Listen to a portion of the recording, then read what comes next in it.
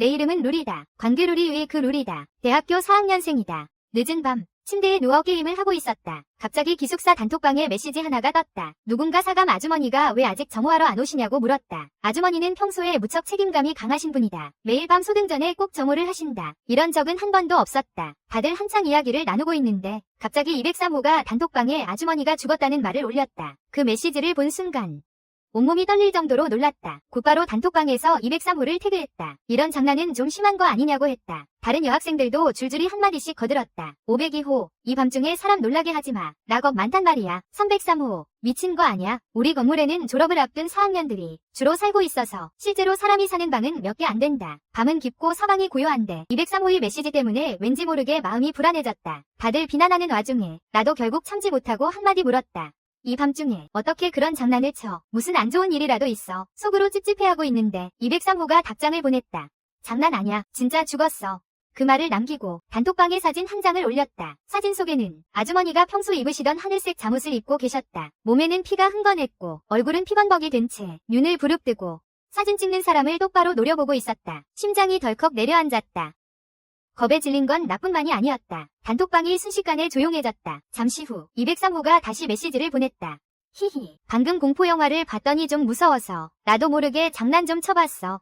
놀라게 해서 미안. 기분 나빠하지 마. 그러고는 공포영화의 한 장면을 캡처해서 올렸다. 어이가 없기도 하고 한편으로는 위화했다. 사감 아주머니가 이런 사진을 찍는데 협조해 주실 리가 없는데 내가 물었다. 방금 올린 그 사진은 뭐야? 그가 즉시 답장했다. 작년 할로윈 잊었어. 그때 찍은 거야. 그 말을 듣고 보니 생각이 났다.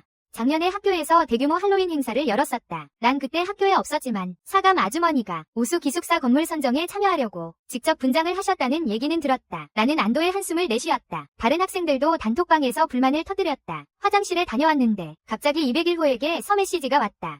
루리야, 아무래도 진짜 무슨 일이 생긴 것 같아. 작년 할로윈 때 사감 아주머니랑 셀카 찍었거든. 방금 그 사진 확인해봤는데 그날 아주머니가 입으신 옷은 이게 아니야. 201호와는 예전에 같은 동아리여서 어느 정도 친분이 있었다. 그가 보내준 사진을 확인한 순간 눈앞이 캄캄해졌다. 그의 말이 맞았다. 할로윈 날 아주머니는 하얀색 옷을 입고 계셨다. 사진 속 피와 분장은 누가 봐도 꾸며낸 티가 났지만 방금 203호가 올린 사진 속에 아주머니 몸에 묻은 피는 너무나 진짜 같았다. 심장이 다시 요동치기 시작했다. 급히 203호가 올린 사진을 다시 찾아봤지만 그는 이미 사진을 삭제한 뒤였다. 어떡하지? 경찰에 신고해야 하나? 하지만 지금은 증거가 없다. 203호도 그냥 장난이라고 했고 만약 경찰이 왔는데 별일 아니라는 게 밝혀지면 앞으로 동기들 얼굴 보기가 민망해질 것이다. 하지만 신고를 안 했는데 만약 진짜라면 사감 아주머니가 정말 203호에게 살해당했다면 한밤중이라 기숙사 문도 잠겼는데 그럼 우리 나머지 사람들도 그의 다음 타겟이 되는 건 아닐까? 나는 필사적으로 머리를 굴리며 201호에게 물었다. 너희 과 조교 선생님 1층에 살지 않아. 사감 아주머니 방도 1층에 있다. 듣기로는 최근 학교에서 신문방송학과 남자 조교 한 명을 같은 층에 배치했다고 했다. 201호도 생각이 났는지 답장을 보냈다. 나 그분 위챗 있어. 한번 가봐달라고 할게. 나는 얼른 덧붙였다. 잠깐만 기다려봐. 만약 203호가 아직 1층에 있으면 어떡해. 사람을 죽이고 아직 떠나지 않았다면 조교 선생님도 위험해. 우리는 초조하게 기다렸다. 10분 후 201호가 다시 메시지를 보냈다. 방에 계신 것 같아. 방에서 쇼츠 영상 소리가 들려. 그리고 그분들 방문은 평소에 열 때 소리가 꽤 크거든. 만약 방금 1층에 가서 누굴 죽였다면 문 열리는 소리를 들었을 거야. 잠시 후 201호가 사진 한 장을 보내왔다. 아주머니의 숙소였다. 조교 선생님이 방금 확인하셨는데 아주머니 괜찮으시대. 열이 좀 있으셔서 오늘 못 올라오신 거래. 아주머니가 조교 선생님한테 대신 점호 좀 해달라고 부탁하셨대. 그랬구나. 나는 안도의 한숨을 내쉬었다. 이제 쉬려고 하는데 갑자기 문 밖에서 노크 소리가 들렸다. 학생, 안녕. 점호 중인데 문 좀 열어줄래? 네, 선생님, 잠시만요. 나는 서둘러 문 앞으로 달려갔다. 문고리에 손을 대는 순간 문득 학교 점호 규정이 떠올랐다. 여자 기숙사 점호는 반드시 남녀 교직원이 2인 1조로 움직이거나 남자 선생님일 경우 문 밖에서 인원수만 확인해야 한다. 보통 문을 열라고 요구하지 않는다. 비록 아래층에 이 남자 조교가 최근에야 1층으로 옮겨왔다고는 하지만 학교에서 근무한 지는 이미 몇 년이나 됐다. 이 규정을 모를 리가 없었다. 나는 재빨리 201호에게 메시지를 보냈다. 너희 조교 선생님, 방금 너희 방에 들어왔어. 꼬박 1분 가까이. 201호는 답장이 없었다. 초조해하고 있는데 노크 소리가 다시 들려왔다. 이번엔 아까보다 훨씬 더 급박하고 짜증 섞인 목소리였다. 402호 학생. 자니. 문을 열어야 할까? 말아야 할까? 머리에서 식은땀이 흘렀다. 한참 고민하고 있는데 갑자기 문이 움직였다. 우리 기숙사는 낡은 철문이다. 문을 잠그긴 했지만 밖에서 힘껏 잡아당기면 꽤 큰 틈이 생긴다. 거의 무의식적으로 나는 잽싸게 문 입구에서 보이지 않는 구석으로 숨었다. 숨자마자 철문이 당겨지며 틈이 벌어지는 게 보였다. 그러더니 검은 마스크를 쓴 얼굴 하나가 문틈에 바짝 밀착됐다. 얼굴이 짓눌려 일그러질 정도였다. 서늘한 시선이 기숙사 안을 살피고 있었다. 복도 조명은 어두웠고 게다가 마스크에 가려져서 그가 정말 그 지도교수인지 확인할 길이 없었다. 지도교수는 내 모습이 보이지 않자 다시 학생하고 불렀다. 거기 아무도 없어. 문 좀 열어봐. 그의 목소리는 아주 부드러웠다. 하지만 그의 행동과 그 눈빛은 왠지 모를 공포감을 자아냈다. 머릿속이 빠르게 회전했다. 그에게 선생님이라고 불렀다. 저 화장실인데 다리에 쥐가 났어요. 지금 움직일 수가 없어요. 일부러 목소리를 아주 낮게 깔았다. 화장실에서 들려오는 것처럼 들리게 하려고. 그러자 문틈에 있던 얼굴이 뒤로 물러났다. 그럼 일단 위층부터 갔다가 나중에 다시 내려올게. 발소리가 멀어지는 걸 기다렸다가 나는 단숨에 화장실로 달려가 문을 안에서 잠갔다. 201호에 보이스톡을 걸었지만 한참 동안 아무도 받지 않았다. 가슴이 철렁 내려앉았다. 경찰에 신고해야 하나 고민하던 찰나 갑자기 201호에서 답장이 왔다. 지도 교수님 들어오셨어. 그분도 가셨어. 203호도 별일 없대. 나 방금 씻고 오느라 핸드폰을 못 봤어. 내가 너무 예민했나 싶었다. 다시 전화를 걸어 확인하려는데 갑자기 새로운 단톡방에 초대되었다. 확인해보니 303호와 나 501호, 502호가 있었다. 곧바로 303호에서 메시지가 왔다. 201호 조심해. 심장이 조여왔다. 다급하게 이유를 물었다. 303호가 답했다. 나 배달 음식 받으러 내려갔을 때 201호가 어떤 남자랑 같이 들어오는 걸 봤어. 그 남자가 위층으로 올라가자마자 201호한테 메시지가 온 거야. 지도교수가 점검하러 왔다고. 남자 지도교수가 혼자 점검하러 올 리가 없잖아. 그 남자는 201호가 데려온 사람일 거야. 나는 나도 모르게 숨을 들이켰다. 303호의 말이 확실히 일리가 있었다. 우리가 대화하는 사이 안 그러면 위층에서 날카롭고 다급한 비명소리가 들려왔다. 즉시 단톡방에 501호와 502호를 태그했다. 너희 괜찮아. 무슨 일이야? 501호가 빠르게 답장했다.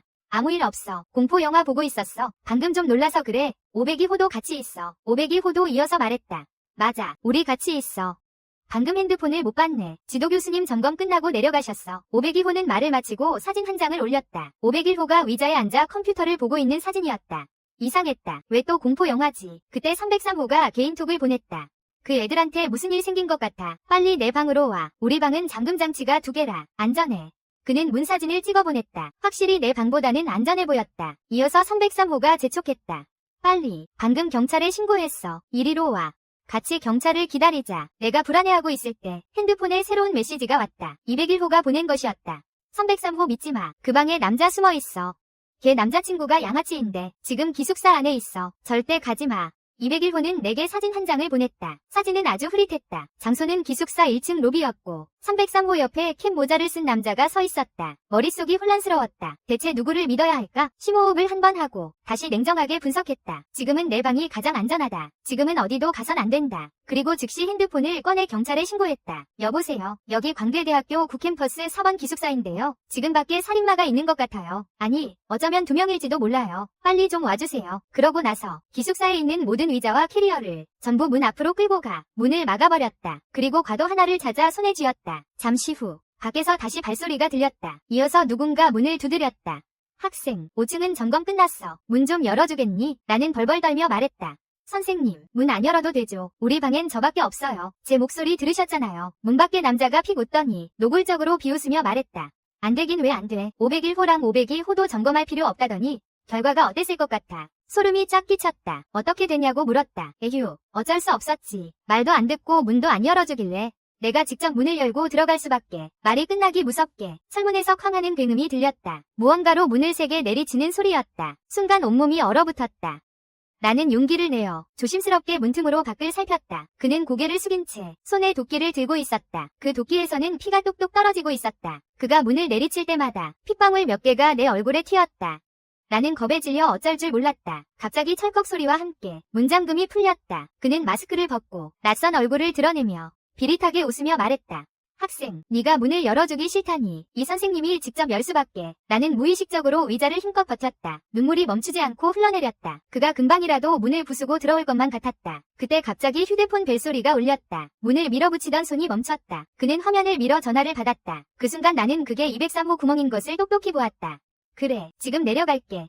말을 마친 그는 너 거기 딱 기다려라는 말을 남기고 서둘러 자리를 떴다. 나는 재빨리 철문을 힘껏 끌어당겼다. 그리고 떨리는 손으로 문고리를 다시 걸어 잠갔다. 기진맥진해서 벽 옆에 주저앉았을 때 갑자기 아래층에서 연달아 비명소리가 들려왔다. 처음에는 여자의 비명소리였다. 이어서 남자의 비명소리가 들렸다. 의아해하던 찰나 휴대폰에 새로운 메시지가 도착했다. 203호 구멍이었다. 아무에게도 문 열어주지 마. 바로 그때 문 밖에서 다급한 노크 소리가 들렸다. 빨리 문 좀 열어줘. 살려줘. 나 303호야. 빨리 열어줘. 그 사람이 왔어. 날 죽이려고 해. 내가 망설이고 있을 때 문 밖에 303호가 갑자기 공포에 질린 목소리를 냈다. 오지마.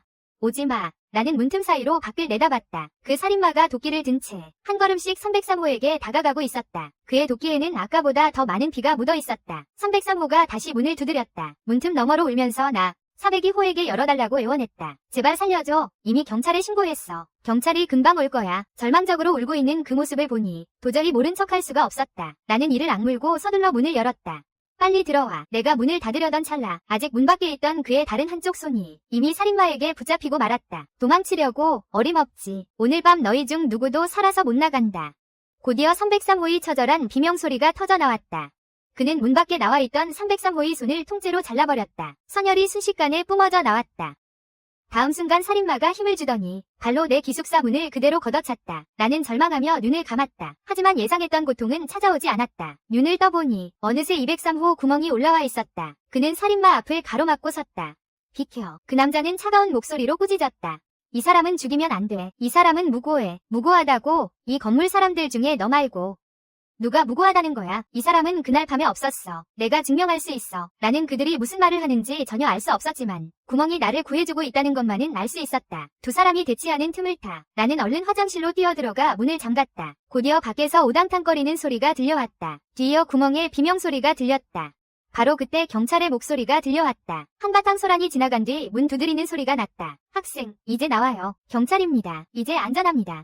나는 울면서 문을 열었다. 보니 구멍도 온몸이 피투성이었다. 그는 나를 힐끗 보더니 내가 무사한 걸 확인하고는 살짝 미소 지었다. 그러고는 경찰에게 연행되었다. 며칠 후 나는 드디어 모든 진실을 알게 되었다. 어젯밤 범행을 저지른 사람은 총 2명이었다. 조교를 사칭한 살인마 왕리와 203호에 사는 구멍이었다. 작년 할로윈 내가 기숙사에 없었던 그날 밤 구멍과 같은 방 룸메이트였던 왕치에는 통금 시간을 놓치고 말았다. 그들은 간곡히 애원했지만 사감 아주머니는 평가 점수 때문에 문을 열어주지 않았다. 당시 201호, 501호, 502호 학생들은 옆에서 부추기며 아주머니가 문을 열어주지 못하게 방해했다. 구멍과 왕치에는 밖에 남겨졌고 우연히 303호를 만났다. 303호는 그들에게 친근하게 다가와 친구 집에서 열리는 파티에 가자고 제안했다. 하지만 도착한 곳에는 불량배들이 가득했다. 그들은 억지로 술을 마신 뒤 끔찍한 일을 당했다. 경찰에 신고했지만 증거 부족으로 그 가해자들은 금방 풀려났다. 그리고 3개월 전 왕치에는 우울증을 앓다가 스스로 생을 마감했다. 왕치에의 오빠인 왕리가 구멍을 찾아왔고 복수극에 동참하라고 그를 협박했다. 그들은 먼저 사감 아주머니를 살해했다. 그러고 나서 구멍이 단톡방에 사감 아주머니의 죽음을 알리는 사진을 올리며 할로윈 장난인 것처럼 꾸몄다. 그는 201호, 501호, 502호 등 당시의 방관자들이 사진의 허점을 즉시 알아챌 거라는 걸 알고 있었다. 가장 눈치 빠른 201호를 먼저 유인해내려 했던 것이다. 그 후 그들은 201호를 제 앞에 살해했고 그의 메신저 계정을 탈취했다. 이어서 구멍은 201호의 계정으로 모두에게 개별 연락을 했다. 사감 아주머니가 열이 나서 조교 선생님이 대신 점검을 돌 것이라고 말이다. 안전하다는 가짜 상황을 만들어 우리를 안심시킨 뒤 경찰에 신고하지 못하게 막았다. 조교를 사칭한 왕리는 층마다 돌아다니며 목표물들을 살해하기 시작했다. 303호가 단톡방을 만들어 201호를 모함한 건 몰래 남자친구를 기숙사에 들였기 때문이었다. 들킬까봐 두려웠던 그는 그저 시선을 돌리고 싶었을 뿐이었다. 방 안에 있는 남자가 들키지 않도록 말이다. 위층에서 비명소리가 들려오자 그 역시 사태가 심각함을 직감했다. 극도로 겁에 질린 그는 나를 자기 방으로 끌어들이려 했다. 나를 방패막이로 삼으려 한 것이다. 범인의 주의를 분산시켜서 자신과 남자친구가 살아남을 시간을 벌기 위해서였다. 왕리는 곧이어 5층 문을 부수고 들어가 501호와 502호 학생들을 살해했다. 구멍은 다시 303호를 밖으로 유인했고 왕리가 303호와 그가 데려온 남자친구까지 살해했다. 왕리는 이미 살인에 눈이 멀어 기숙사에 있는 모든 사람을 나까지 포함해서 전부 죽이려 했다. 하지만 구멍이 이를 막아섰다. 내가 무고하다고 끝까지 주장했기 때문이다. 그 사건 이후 4번 기숙사 건물은 완전히 폐쇄되었다. 짐을 챙기러 돌아간 날 나는 구멍과 마주쳤다. 그는 경찰에 연행되어 현장 검증을 하고 있었다. 나는 그날 밤 나를 구해준 경찰관에게 허락을 구한 뒤 그에게 다가갔다. 그리고 그에게 고마워요라고 말했다. 그는 나를 보며 미소 짓더니 당연한 일을 한 거예요라고 답했다. 원래 당신과는 상관없는 일이었으니까요. 예전에 누군가 학교 커뮤니티에 제 사진을 올린 적이 있어요. 밑에 저를 욕하는 댓글이 잔뜩 달렸죠. 매일 화장이나 하고 다닌다고. 딱 봐도 행실이 바르지 않아 보인다고요. 그때 당신도 댓글을 남겼던 걸 기억해요. 넌 내가 예쁘다고 말했었지. 진실을 잘 모르는 일에 대해선 함부로 판단하면 안 된다고. 난 내 이름을 계속 기억하고 있었어. 루리. 나도 고마워. 어젯밤엔 놀라게 해서 미안해. 정말 미안해. 내 눈에서 눈물이 왈칵 쏟아져 나왔다. 사과할 필요 없어. 비록 방식은 잘못됐지만 너도 피해자잖아. 너 나오면 우리 좋은 친구 하자. 알았지? 그래. 약속할게. 그가 웃었다. 마치 아주머니가 부임하시던 날 내가 그를 처음 봤을 때의 모습처럼.